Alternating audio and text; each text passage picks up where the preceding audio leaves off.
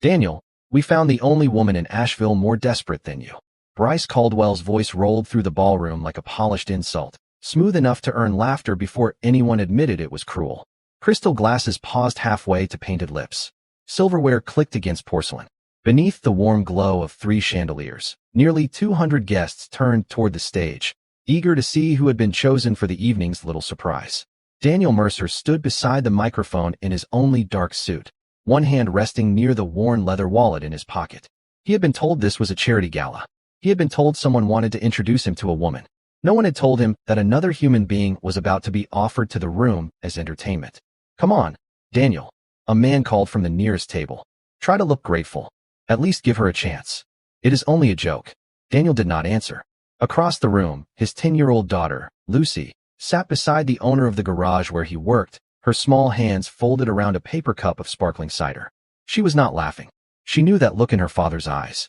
It was the same quiet stillness that came over him when a customer blamed him for damage he had not caused, when a bill arrived that he could not yet pay, or when someone mentioned the wife he had buried 6 years earlier. Daniel had learned that dignity did not always speak first. Sometimes it waited until cruelty had finished introducing itself. Bryce lifted one hand toward the tall double doors at the back of the ballroom. Ladies and gentlemen, meet Nora Whitaker. The doors opened. A woman stepped into the light wearing a midnight blue dress and a pale silk scarf draped over one shoulder. She was tall, composed, and beautiful in the way old trees were beautiful after surviving lightning.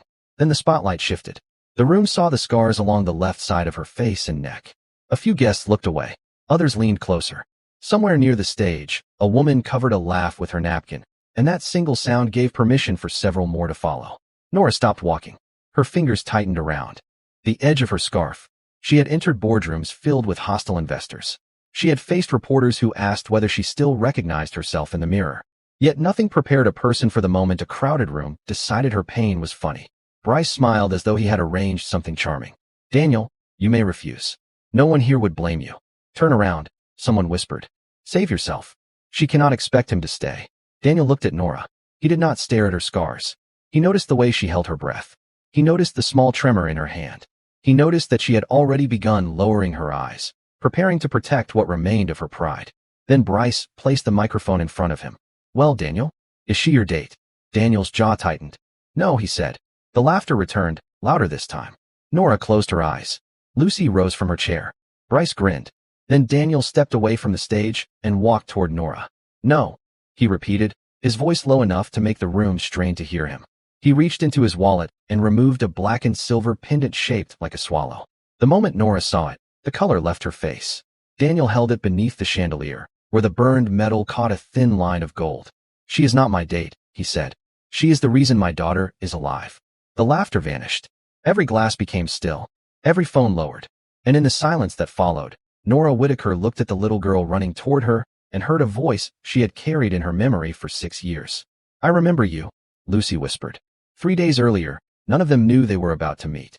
3 days earlier, Daniel Mercer was standing beneath the flickering fluorescent lights of Blue Ridge Auto Works, tightening the final bolt on a dented Ford pickup that had already swallowed most of his morning. The garage smelled of motor oil, hot rubber, and coffee that had been sitting on the burner too long. An air wrench rattled across the room. Rain tapped against the metal roof. Daniel wiped his hands on a faded red shop towel and studied the repair estimate clipped to the windshield. You undercharged him again, called Marcus Hale, the garage owner. The man has 2 kids and just lost his job, Daniel replied. His transmission does not care. Neither does his landlord. Marcus shook his head, but there was no anger in it. Daniel had always been that way. He could stretch $15 across 3 days, wear the same work boots until the soul surrendered, and still find a reason to make someone else's burden lighter. Kindness had cost him plenty. He had simply never considered that a reason to stop. The side door opened, letting in a gust of cold mountain air.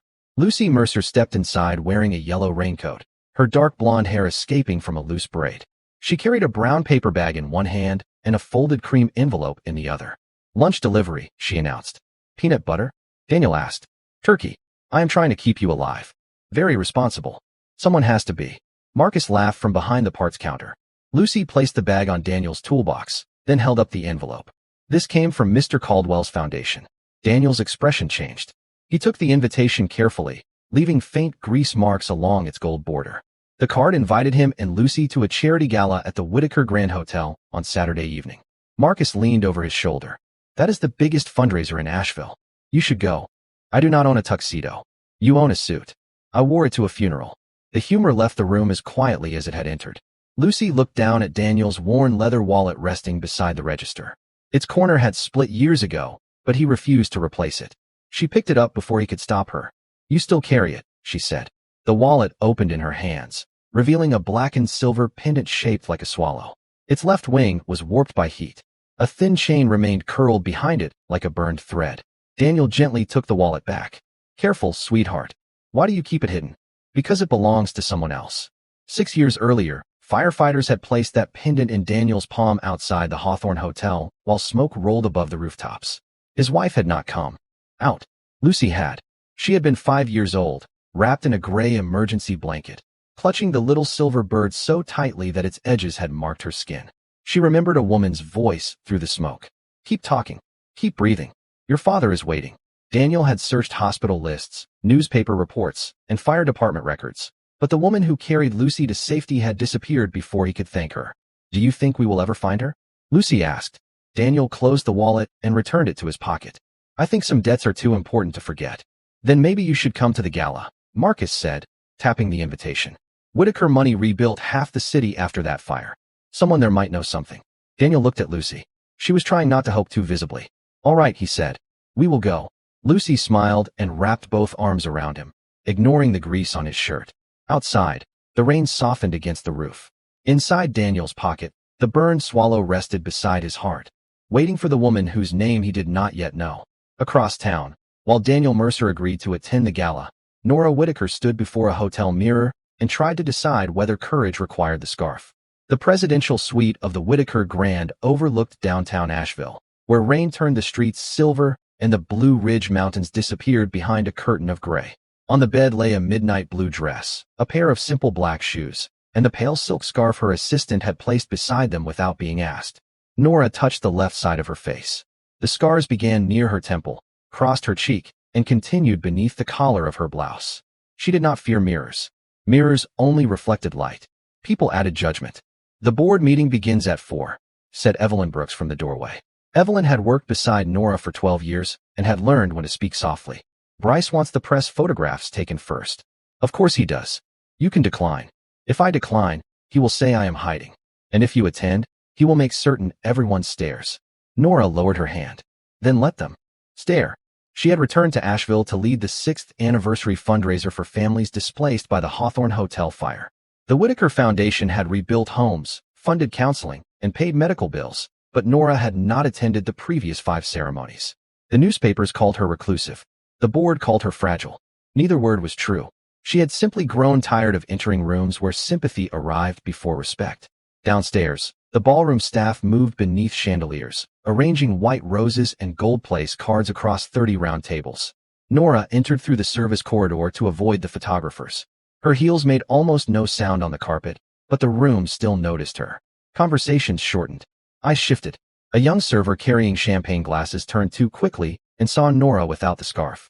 The tray slipped. Glass struck the marble floor in a bright, ringing crash. I am so sorry, the server whispered. I did not mean to stare. 3 supervisors rushed forward. Clean this up. Get another tray. Miss Whitaker, we apologize.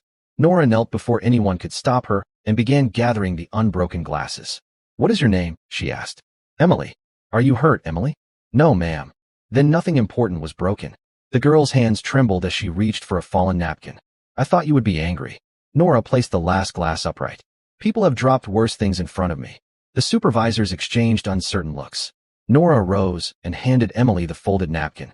Under the chandelier, the scars along her cheek were fully visible. She made no effort to cover them. When someone looks different, Nora said gently, you do not owe them panic, and they do not owe you comfort. You simply keep treating them like a person. Emily nodded, her eyes shining with embarrassment and relief. Thank you. Nora turned toward the ballroom doors. She had survived the fire, the surgeries, and years of strangers deciding what her face meant before she spoke. Yet the greatest exhaustion came from proving that survival had not made her bitter. In the empty ballroom, a microphone clicked on near the stage. Bryce Caldwell appeared beside it, smiling as though every room belonged to him. There she is, he said. Our brave guest of honor. Nora studied him. His words were warm. His eyes were not. On a table behind him, a small camera blinked red, then went dark. Bryce, Nora said, what are you planning? His smile widened. Only something unforgettable. A successful fundraiser. Bryce replied, spreading his hands beneath the empty chandeliers. Nothing more. Nora watched him for another moment. Bryce Caldwell had spent 15 years mastering the appearance of sincerity. He remembered birthdays, donated publicly, and spoke about compassion whenever a camera was near. But kindness performed for an audience was not kindness. It was advertising. The foundation vote happens after the gala, Nora said.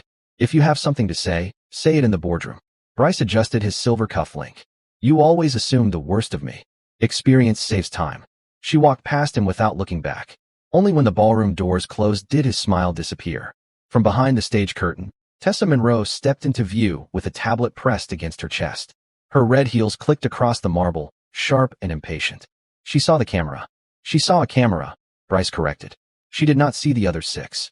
Tessa glanced toward the doors. You told me this was supposed to embarrass her, not destroy the foundation. The foundation will survive. Will you? Bryce's eyes hardened. In less than 72 hours, Nora planned to present evidence that money from the Hawthorne Recovery Fund had been redirected through consulting contracts Bryce controlled. The documents were incomplete, but they were close enough to end his position, his reputation, and the comfortable life built around both. He did not need to prove Nora dishonest. He only needed to make her look unstable before she spoke. Who did you choose? He asked. Tessa opened the tablet. A photograph of Daniel Mercer appeared on the screen, taken outside Blue Ridge Auto Works. Grease marked his work shirt. Lucy stood beside him holding a lunch bag. 39. Widowed. Auto body technician. Lives in a rented duplex on the west side. No criminal record, no public profile, no money worth mentioning. Perfect. There is more. His wife died in the Hawthorne fire. Bryce looked up. Does Nora know him? There is no record they ever met. Tessa swiped to another photograph.